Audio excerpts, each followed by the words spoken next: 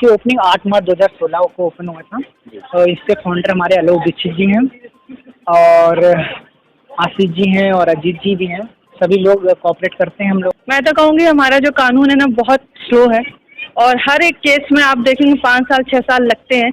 तो मैं यही कहना चाहूँगी कि कानून हमारा बहुत सख्त होना चाहिए। नहीं, कानून की तरफ से सख्त सज़ा तो मेरा मानना ये है कि जो ऐसे अटैक हो रहे हैं उसका जो नुकसान होता है ना, अगर उम्र कैद भी हो जाएगी, फांसी भी हो जाएगी, तब भी उसकी कोई भरपाई नहीं। हीनस क्राइम है, इसको तो जो भी करने की सोचे भी उसको सीधा लटका देना चाहिए। साल का था जब मेरे ऊपर तेजाब डाला गया, जबकि मेरे किसी से कोई लड़ाई झगड़ा नहीं था, किसी से हम जानते भी नहीं तेजाब क्या चीज होती है। कहाँ के रहने वाले? मैं भरतपुर राजस्थान से। तरीके से अब आप यहाँ आके अगर देखते हैं तो आपको लगेगा कि कितना दर्द है लोगों में और वो उसको कैसे फेस कर रहे हैं। ये तभी एहसास होगा जब आप ऐसी सिचुएशन को देख पाएंगे।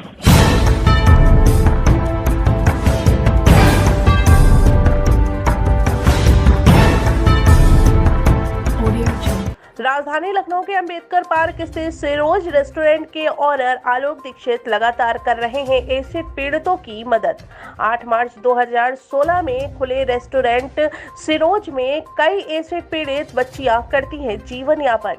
आलोक दीक्षित के साथ उनके सहयोगियों द्वारा छाओ फाउंडेशन करती है एसिड पीड़ितों की मदद। सिरोज रेस्टोरेंट के मैनेजर नितिन यादव ने बताया, यहां एसिड पीड़ित बच्चियों को शिक्षा, रोजगार और जीवन यापन में पूरी मदद की जाती है। एसिड पीड़ितों ने बताई अपनी आप बीती। कहा, सिरोज रेस्टोरेंट ने जीने की कई राह दिखाई। लखनऊ से एन आलम की खास रिपोर्ट। नमस्कार, आदाब। आप देख रहे हैं जनतंत्र प्राइम भारत। मैं हूं आपके साथ आलम। इस समय हम मौजूद हैं राजधानी लखनऊ के उस खास एरिया में जहां पर रोज ही पर्यटन आते हैं और तमाम लोग यहां पर घूमने आते हैं। और आपको बता दें कि इस समय अंबेडकर पार्क के ठीक सामने सिरोज रेस्टोरेंट है, जिसकी खासियत है कि जिन बच्चियों के साथ एसिड अटैक हुआ है उनको यहाँ पर रखा जाता है, उनकी परवरिश की जाती है। बताया ये भी जाता है कि यहाँ पर काम करके वो जीवन यापन कर रही हैं, अपना परिवार भी चला रहे हैं। कहीं ना कहीं अपने इस देश में ऐसे लोगों की ज़रूरत है जो इस मुहिम को छेड़ते हैं। आपको बता दें कि ये इतनी खूबसूरती से यहाँ का डेकोरेट किया गया है कि जिसको लेकर के लोग यहाँ पर आते हैं और जिन बच्चियों के साथ ऐसी घटनाएं होती हैं उसको लेकर के भी छाओ फाउंडेशन है वो लगभग लगातार काम कर रही है और ऐसे ही बच्चियों को परवरिश के लिए अपना पूरा सहयोग दे रही है। आपको कैमरामैन से कहेंगे सीधा रुख दिखाएं। सामने अंबेडकर पार्क है जो कि इसके ठीक सामने बना हुआ है और आज हम जानना चाहेंगे ऐसे इस विषय पे कि क्या कुछ खास है। हमारे साथ यहाँ पर कुछ लोग मौजूद हैं, उनसे बात करेंगे कि आखिर इस तरह की जो राय है, ऐसे जो बच्चों के साथ हो रहा है हादसा, उसके बारे में बात करेंगे। सर, क्या नाम है आपका? मैं विनोद कुमार दुबे। और जहाँ तक इस रेस्टोरेंट की बात है तो पहले मुझे इसके बारे में जानकारी नहीं थी। ये मेरी यूँ कहूँगा थोड़ा सा बदनसीबी कह सकते हैं आप, क्योंकि जिस दिन मुझे पता चला कि इस तरीके के जो अटैक्स होते हैं उनको लेके जो लड़कियां जो सरवाइव करती हैं या कुछ लड़के भी हैं, उसमें ऐसा नहीं है, तो मेरा एक अंदर से एक क्यूरियोसिटी होती है जैसे कि क्या जानना है कि मुझे क्या आखिर वहाँ कैसे उनका क्या हो रहा है। तो मैं जब यहाँ आया हूँ तो वाकई में मुझे दिल छूने वाला एहसास हुआ और बहुत अच्छा लगा। और जो यहाँ लड़कियाँ काम कर रही हैं उनकी way of talking, way of service इतना बढ़िया रही है कि मेरा मतलब यूँ कहूँगा मेरा दिल खुश हो गया और मैं बार बार यहाँ आना चाहूँगा। इससे क्या कहना चाहेंगे एक ये मतलब जिस तरह से देखा जा रहा है कि बच्चियों के साथ इस तरह की घटनाएं, इसको लेकर के क्या कहेंगे? एक दुर्भाग्य ही पूर्ण घटनाएं। देखिए, ये किसी एंगल से कोई भी इसको सही और अच्छा नहीं कह सकता है। ये टोटली गलत है और इस पे जो स्टैंड है वो हमारी गवर्नमेंट को मैं ज़रूर एक बार वैसे तो मैं कुछ भी नहीं हूँ, बट ये है कि एक रिक्वेस्ट करना चाहूँगा कि जिस तरीके से रेपिस्ट के लिए एक्शन होता है, जिस तरह से कानून बने हैं, वैसे इसके लिए भी कानून होना चाहिए। क्योंकि जिस तरीके से अब आप यहाँ आके अगर देखते हैं तो आपको लगेगा कि कितना दर्द है लोगों में और वो उसको कैसे फेस कर रहे हैं। ये तभी एहसास होगा जब आप ऐसी सिचुएशन को देख पाएंगे।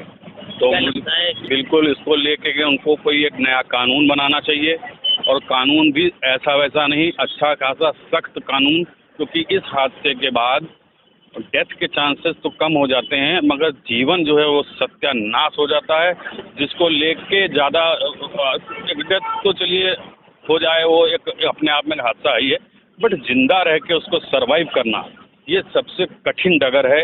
इसको लेके तो कानून ऐसा बनना चाहिए जिसको वास्तव में कोई ये काम करने, कोई ये कांड करने से 10 बार सोचे।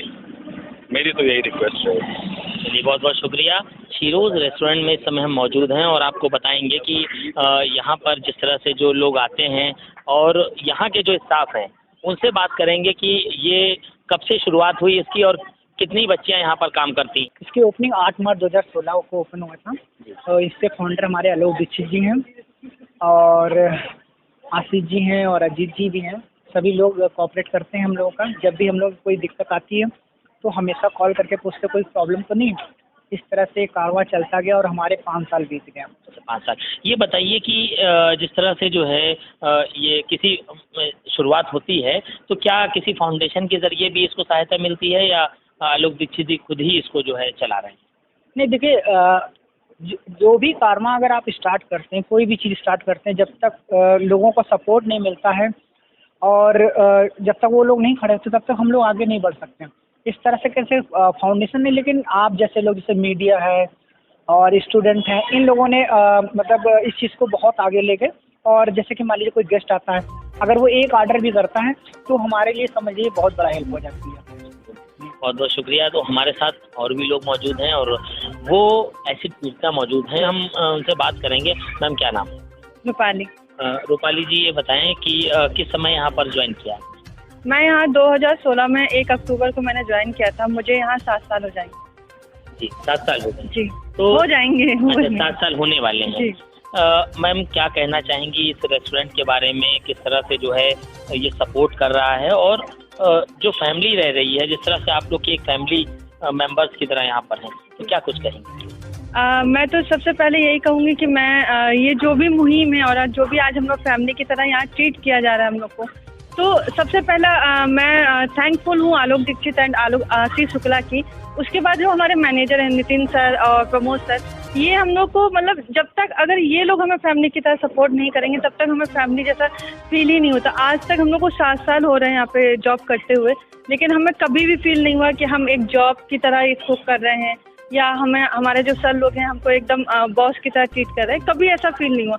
हम लोग एक्चुअली कभी कभी तो ऐसा हम लोग मैं खुद सोचती हूँ कि हमारे सर लोगों के अंदर इतना पेशेंस है कि कोई भी चीज़ होता है तो अगर हम उनसे 10 बार उनको परेशान करते हैं तो भी सबसे अच्छी बात होती है कि वो एक स्माइल से जवाब देते हैं।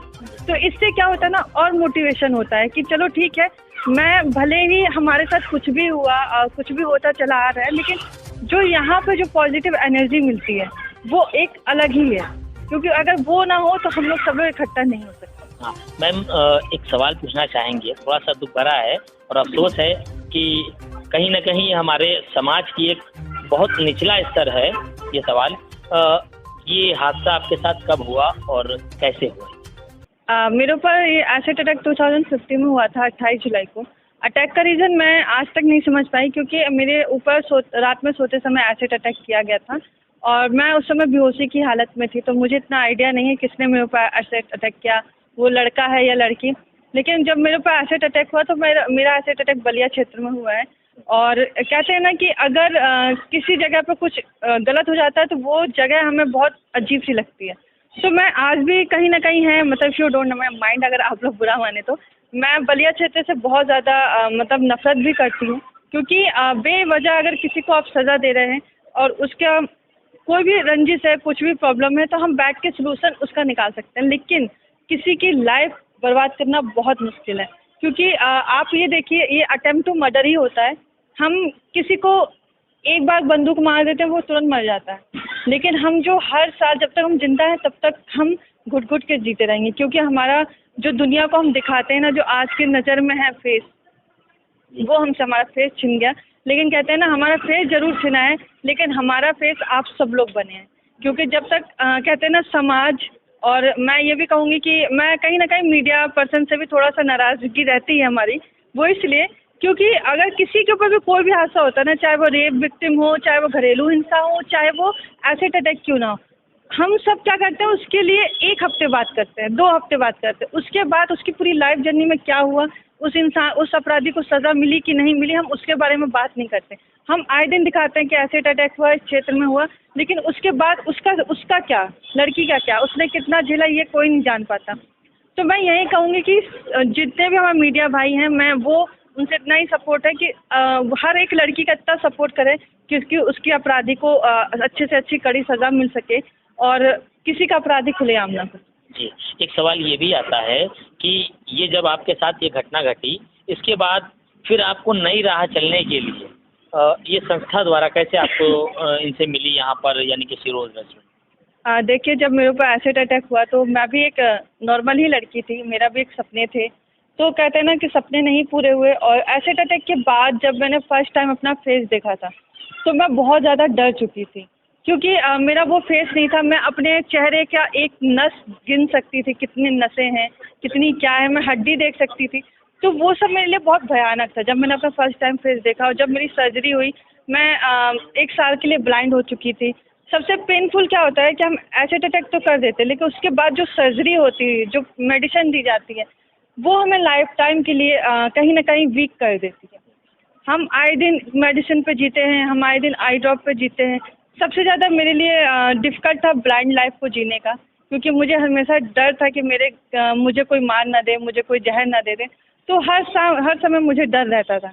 लेकिन कहते हैं ना कि एक समय ऐसा आता है कि हमें स्टैंड लेना ही पड़ता है। तो मेरे घर की सिचुएशन बहुत ख़राब है, और मेरे पिताजी को यही लगता था कि मैं किसी भी तरीके से इसको मार दूँ, ये चेहरा ख़राब हो गया है। तो जब मेरे वजह से मेरे मम्मी पापा में थोड़ा सा रिश्ता सही नहीं चलने लगा, और मेरे पिताजी ने बोल दिया कि अगर आपको इसके साथ रहना है तो इसको डिवोर्स दे दूँगा तुझको।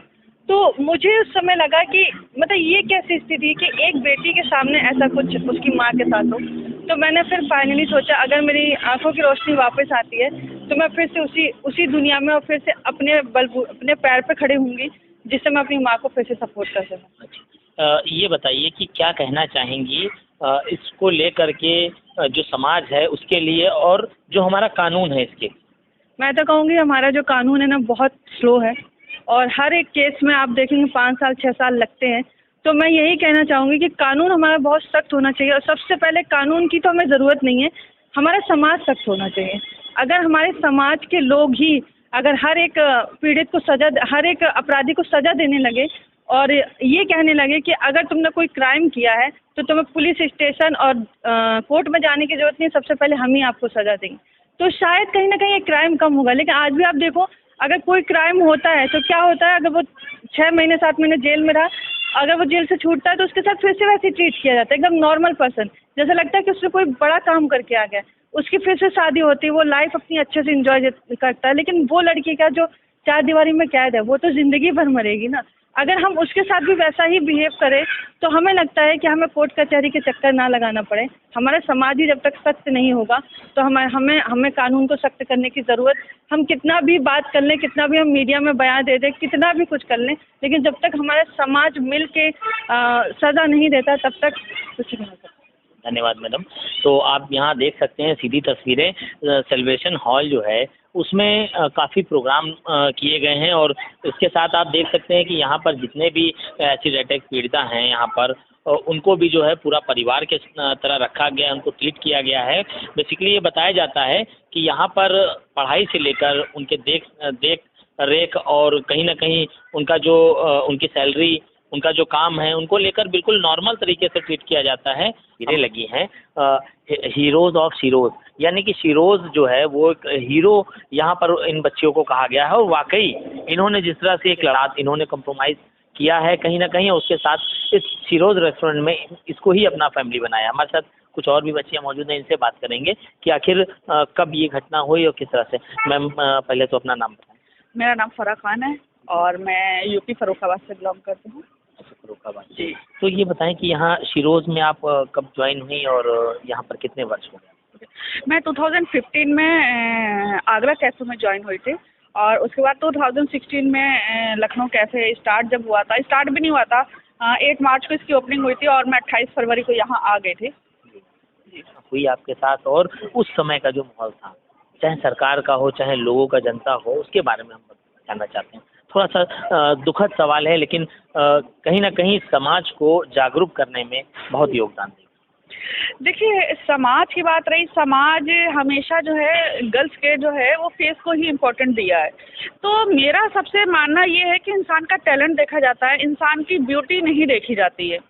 और समाज हमेशा, समाज हो, सोसाइटी हो या हमारे रिलेटिव हो, मुश्किल घड़ी में कोई भी साथ नहीं देता है। तो वही सेम मेरे साथ भी होता कि मेरे ऊपर ऐसे अटैक मेरे हस्बैंड ने किया था, और रीज़न ये था कि वो गुड कैरेक्टर के नहीं थे। कॉल गर्ल्स लाना, वर्क नहीं करना, मुझे टॉर्चर करना, मारना, फिजिकली टॉर्चर। तो इन सारी चीज़ों से बहुत मैंने सीख से काफ़ी कॉम्प्रोमाइज़ किया, और उसके कॉम्प्रोमाइज़ करने के बाद मुझे रियलाइज़ हुआ कि ऐसा मतलब नहीं हो सकता है, लाइफ ऐसा नहीं चल सकती है। तब मैंने जाके डिवोर्स का डिसीजन लिया था, और उसके बाद डिवोर्स के बाद मेरे ऊपर अटैक हुआ। अच्छा, ये डिवोर्स के बाद बच्चे भी आपके साथ थे या सिर्फ जो है आप? मैं सिंगल थी। अच्छा, सिंगल थी। तो मतलब इसके बाद अगर कहा जाए तो क्या कानून की तरफ से उनको कोई सख्त सज़ा मिली या उसके बाद भी ऐसे ही रहा?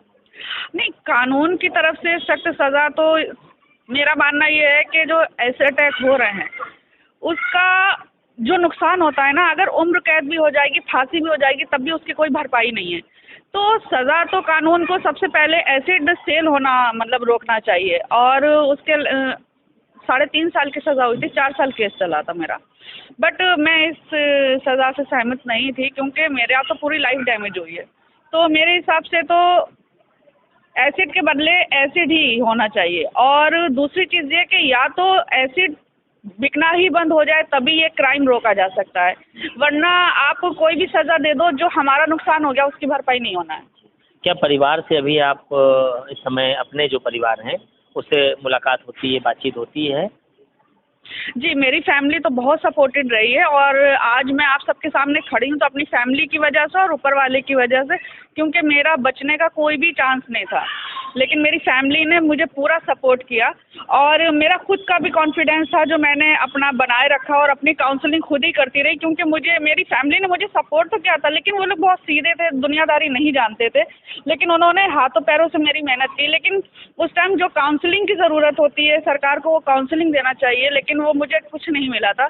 तो मैं अपनी काउंसलिंग खुद ही करती थी, अपना कॉन्फिडेंस खुद बढ़ाती थी। इस वजह से लड़ते लड़ते सारे ऑपरेशन के डिसीज़न भी मैंने खुद ही लिए थे, और इसी तरह से लड़ते लड़ते मैं आगे बढ़ी, क्योंकि मेरा मानना था कि ज़िंदगी बहुत खूबसूरत है, उसे जीना चाहिए। चलिए, बहुत बहुत शुक्रिया। और आप देख सकते हैं यहाँ पर जितने भी तस्वीरें लगी हैं, ये सभी बच्चियों पर यहाँ पर इस तरह की घटना हुई है, जिसके बाद इनको छाँव फाउंडेशन ने लगातार सपोर्ट किया है। साथ ही साथ ये भी देखा जाता है कि जब छाँव फाउंडेशन ने जो सपोर्ट किया है, उसी सपोर्ट से शिरोज़ रेस्टोरेंट में इनको पूरी तरह एक परिवार की तरह रखा गया है। यहाँ पर ये मौजूद हैं, एक महिला है, उनसे बात करेंगे कि आखिर यहाँ पर आप आई हैं और आपने देखा है शिरोज़ रेस्टोरेंट में जो बच्चियों के साथ एसिड अटैक हुए हैं, उसके बारे में बात करेंगे। मैम, पहले तो अपना नाम। मेरा नाम नमिता टंडन है। कहाँ के रहने वाले? मैं वैसे बरेली से हूँ, यहाँ पे मेरी ससुराल है। हम लोग आए हुए हैं दिवाली पे। अच्छा, तो मैम आज यहाँ पर आई हैं, आपने चारों तरफ देखा और जो बच्चियाँ सर्व कर रही थी वो भी एसिड अटैक थी, तो ऐसे माहौल को क्या कहना चाहेंगे, किस तरह से जो है ये जो घटनाएं हो रही हैं इसको लेकर?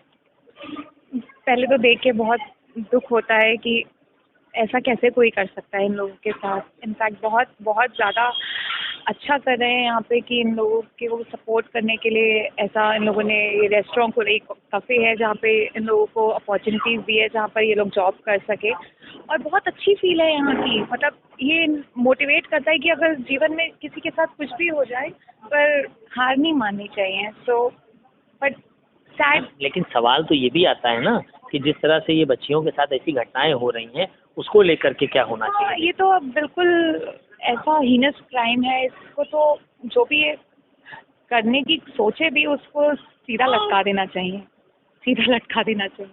अगर देखा जाए तो सिर्फ ये घटनाएं बच्चियों के साथ नहीं हो रही है, खुद की जो एक दूसरे की रंजिश है, उस रंजिश को के तहत भी लोग इस तरह की घटनाओं को अंजाम देते हैं। हमारे साथ कुछ लोग भी मौजूद हैं, इनसे बात करेंगे। सर, क्या नाम है? मेरा नाम टीटू दीक्षित है सर। टीटू दीक्षित। ये बताएं कि टीटू जी की ये जो घटना है इस पे क्या कहेंगे, किस तरह, क्योंकि आप वाकई पीड़ित हैं और कहीं ना कहीं काफ़ी बड़ी घटना है, दुख भरी घटना है, तो इसके लिए क्या? नहीं, घटना तो बहुत बड़ी है सर। ये तो बोलता हूँ कि जीवन भर हमको ये झेलनी पड़ेगी। जब तक हम जिएंगे जब तक हमको ये झेलनी पड़ेगी, और दर्द भी जब तक रहेगा जब तक हम जिएंगे। बोलता हूँ ये घटना वैसे किसी के संग नहीं करनी चाहिए और उस पर सख्त कानून लाना चाहिए। ऐसे तरह पर मेरे ऊपर जब मैं 12 साल का था, जब मेरे ऊपर तेजाब डाला गया, जबकि मेरे किसी से कोई लड़ाई झगड़ा नहीं था, किसी से हम जानते भी नहीं तेजाब क्या चीज़ होती है। कहाँ के रहने वाले? मैं भरतपुर राजस्थान से। हाँ, तो मतलब मैं जानता भी नहीं तेजाब क्या थी। वो आए तो मेरे पिताजी को डालने के लिए, पर क्या है, रात का समय था, गेट मैंने खोल दिया। जो आवाज़ भी आई थी यार बच्चा है बच्चा है, इतने में दूसरे में तेजाब भर के बाल्टी भर तेजाब डाल दिया पूरे शरीर पे ही? पूरे शरीर पर सर। आँख भी नहीं है, कान भी नहीं है, नाक भी नहीं है, सब खत्म। तो इस पर क्या कहेंगे? कम से कम इस पे जो है, मैं तो ये कहना चाहता हूँ कि इस पर सबसे पहले तो ये चलो ये बंद तो हो नहीं सकती है चीज़, भाई बंद तो नहीं सकती है, कोई चीज़ बंद तो होगी नहीं, ये तो हमको पता है। पर इस पर ऐसा कोई नियम लाना चाहिए जिससे मतलब कोई खरीदने जाता है तो वो से ऐसे बात की जाए, जैसे आप आईडी दो, अपना आधार कार्ड दो या अपना प्रूफ दो, आप कौन है, कहाँ से आए, तो उससे क्या वो थम जाएगा वो इंसान कि अरे यहाँ मेरे से सारे प्रूफ पूछ रहा है जो देने वाला, तो मैं आगे करूँगा तो पता लग जाएगी। तो मैं यही कहना चाहता हूँ, इस पर सख्त से कानून लाना चाहिए। और सरकार से भी निवेदन करना चाहता हूँ, देखो सहानुभूति हर कोई कर जाता है, आप भी सहानुभूति करने आए और भी कोई कर जाएगा, मदद भी कोई हमारी कर देता है। तो पहले नंबर तो हम लोगों के लिए कोई रोजगार देता नहीं है, चेहरा को देख के हर कोई मना कर देता है, क्या इनका चेहरा खराब है, किनके लिए नौकरी, हमारे लिए नौकरी है ही नहीं कहीं पर, क्यों पढ़े लिखे भी इतने नहीं है, नौकरी भी हमारी चेहरा को देख के सब कोई मना कर देता है। अब एक सिरोज ये छाव फाउंडेशन है जिसने हमको नौकरी दे रखा है, हमारा जीवन बचा रखा है। मैं तो आलोक जी दीक्षित हैं, उनके धन्यवाद करना चाहता हूँ कि उन्होंने मतलब ऐसा हमारे लिए प्लेटफॉर्म तैयार किया है जिससे हम यहाँ जी रहे हैं, मतलब हमारा रोजगार भी चल रहा है, पालन पोषण भी चल रहा है, परिवार भी चल रहा है। अब जैसे दिल्ली सरकार है, दिल्ली सरकार ने एसिड वालों के लिए नौकरी भी दी है। मैं तो यूपी की योगी सरकार से भी कहना चाहता हूँ कि जैसे हमारा हरियाणा सरकार ने 8,000 रुपये पेंशन कर रखी है एसिड वालों के लिए, जिन पर तेजाब डल जाता है उनके लिए पेंशन दे रहे हैं, हरियाणा सरकार दे रही है, दिल्ली सरकार दे रही है। तो मैं तो यही कहता हूँ ये भी हमारी यूपी सरकार मतलब ऐसा ही नियम लाए हमारे लिए जिससे हमारा पालन पोषण जीवन भर चल जाए हमारा।